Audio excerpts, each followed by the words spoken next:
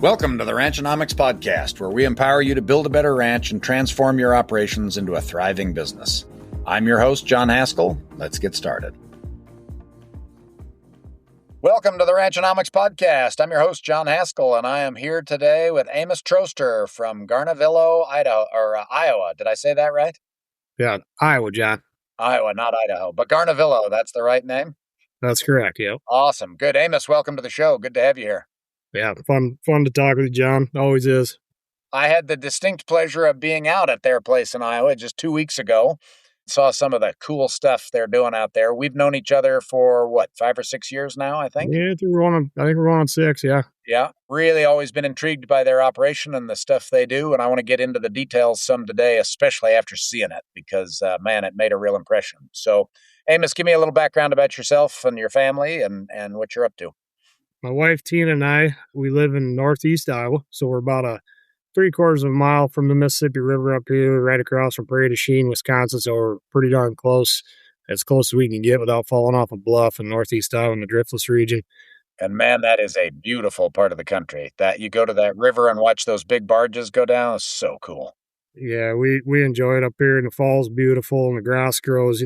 Most years, we've had a couple of years here in the recent history that they're a little laggard, but not bad. But we got a cattle side of the business, we got a cover crop side of the business, and then within each of those segments of our business, we break them down and we kind of diversify within them. So, on the cattle side, we got some stocker calves, and we do a lot of grazing there. We do have some yarded, lotted calves, and then we got the cows. And we, that cattle deal really changed here about 4 years ago. Really went to a liquid system where these cattle, they do come and go, but we're not cattle jockeys. We buy the cattle where there's value to be put into them, and that's just how we look at it now. And then the cover crop side, that's broken down by, we have our seed sales part of it that, whether it's a wholesale or a retail, streamline there. We also have our application side. So we got a couple of 40-foot horse avatar drills that we run around and do some custom seeding with up here in the area. And then we also have, within another part of our business, we have our farming side of it too, where we grow a lot of that small grain in particularly rye, cereal rye. But, we've vertically integrated that from growing it to cleaning it to bagging it and then distributing it back out. So we kind of live on both sides of the deal there. They kind of work together in symmetry a little bit, but nonetheless, we look at it all as an individual class as we look at our books. Good. I want to focus today on the cover crop business, and I want to talk about, I want to get your expert opinion on cover cropping and how it works, what the value is. As you and I both know, the row crop business, it's 2026 when we're recording this. The row crop business is a tough business to be in right now, has been for a couple of years, might be for a few more years. You have really figured out ways to add value to cropland. You do it on your own ground, you do it on other people's ground, for them. Let's walk through the progression of that. What's the value of cover cropping? Why does it work in a place like northern Iowa? What's the opportunity? What are the risks, that sort of thing? Well, I think first let's back up, and how did we get here is a big part of this. And as I looked at our timeline and our trajectory of where we're at today, we're first generation farmers or first generation producers, business owners in what we're doing here. Tina and I both came from a farming background. We have a passion for agriculture, and we absolutely love learning what the environment does and, the integration of plants and biomass. And as we went along in time, we started off a pretty conventional system, full tillage. And by no means, I have nothing against tillage. I have nothing, against no-till. I mean, both of those work where needed. I'm by no means going to sit here and say that we got to do no-till. That's not the point. The point is, I learned really quickly that with what I had all going on at the time, I didn't have the time to do the tillage, and the financials weren't there. So as we went through the timeline and we started discovering how fast we could grow biomass and the amount of biomass that we could grow. And now we have this liquid cattle deal where we can, stock yearlings or stock calves or cows or pairs or whatever. We got all this opportunity to graze these cattle. And the environmental impact that we've seen on some of these farms that we manage ourselves has been incredible. I mean, we see our P and our K levels going up with zero P and K applied. So we've kind of taken that fertilizer out of the deal. And again, I'm not against synthetic fertilizers. I'm not against that part of the industry. I'm just simply saying we've designed a system where we're not totally reliant on them. And that's a big deal for us in our bottom line. And again, the cost that, if you can live without it, what's the cost difference per acre, for example, if you're growing Yeah, so one crop? I mean, before we were spending 100 to 140 bucks an acre, and that was a pretty conventional rate, removal rate, especially when you're talking these row crops. Now we do still use some AMS in places, some ammonium sulfate to grow a grass crop, or some maybe on our millet or something like that. So we still use where needed. I'm not totally exempt, but we backed way off. But if I could give up $140 an acre or back it down by 2/3, that gives me an advantage, doesn't it? Absolutely. Yeah. Absolutely. And when we look at it, I think in Northeast Iowa or Northern Iowa, I think there's a paradigm here that, we don't have the fence. We're just going to grow crops. And there's a fit where if somebody is interested in grazing cattle, I've talked with a lot of folks about this, and they don't necessarily have to own them, but they could definitely, surely be a part of capturing some revenue from that, involvement or that implementation of livestock back on the land. Now, I will say there's, you look at the cattle on the land and what's their impact, right? I mean, we talk about our season here. We live in a average rainfall, 34 inches, 32 inches, somewhere in there. So we get into a muddy, wet March, cool, damp. I mean, you could cause some issues. But what we've seen is over the timeline, I can't stress this enough, and it's back to this, you're in this long-term investment. So if we come out of, and just follow me here, but if we come out of a system where we are full-blown tillage, and we're going to take that, we're going to fence it off, and we're going to mob graze cattle. And we're gonna do that at a bad time of the year. We are gonna have severe environmental impacts on that land, and it's going to be, with lack of better terms, a mess. I mean, we're not gonna have a lot of success there. You have to train that ground to be able to handle the biomass, handle the hoof traffic, and you got to manage. You got to be able to move those cattle around when needed that way. But we've integrated several different styles and types of, I like. When you and I talked before, we use the word cover crop, right? And instantly in my mind, when I hear cover crop, I instantly think, okay, that's some type of species that's getting seeded, either interseeded or after a row crop is removed, or even a small grain for that matter. We do a lot of that here too. But after that's removed, now we got a cover crop, right? Well, And the cover crop replaced the fallow system, right? Where you would basically just leave that ground bare. Then somebody came up with the idea that we should put some kind of plant on it that would last until we're ready to plant the next crop, keep the soil in place, right? that's correct. And there's a magnitude of things that goes on with that cover. I mean, we could talk soil erosion control, we could talk water holding capacity, organic matter build, nutrient scavenging. I mean, there's a list a mile long of the things that can happen that it's doing for us. And truthfully, as we go along further in time and we educate ourselves more and more, we'll know a lot more what's going on below the surface. We're human beings, right? It's seeing is believing. We see the growth. We can see that, we can manage that, but what's truly going on below that surface? And that's what I'm intrigued with, because as we look at our microbes, and I say this when I do presentations and stuff, but we got free labor, and we do a really good job as producers not acknowledging those and do some detrimental things to hurt their, let them thrive. So if we can increase our microbial activity in our soils, we increase the system's potential, really, is what it is. But we have the cover crop side of it, and then we have what I like to call the forage crop side of it. And, when we talk forage crops, we can talk the alfalfas and the haying and all that kind of stuff too. But, I look at it from a forage grazing system. Yep. And you're primarily talking annuals here, right? I am pretty much talking annuals here. Yep. So we've integrated, in the springtime, we'll do some oats and peas. We started playing with some Italian ryegrass simply to try to cut a drill pass out. So that'll come back the next year. We'll have that spring of the following year. And this is on a system where you're not planting a row crop. I mean, this is something we're starting, early in the season. We're growing that biomass, and then we may be coming back behind that with, a pearl millet, typically is what we've used.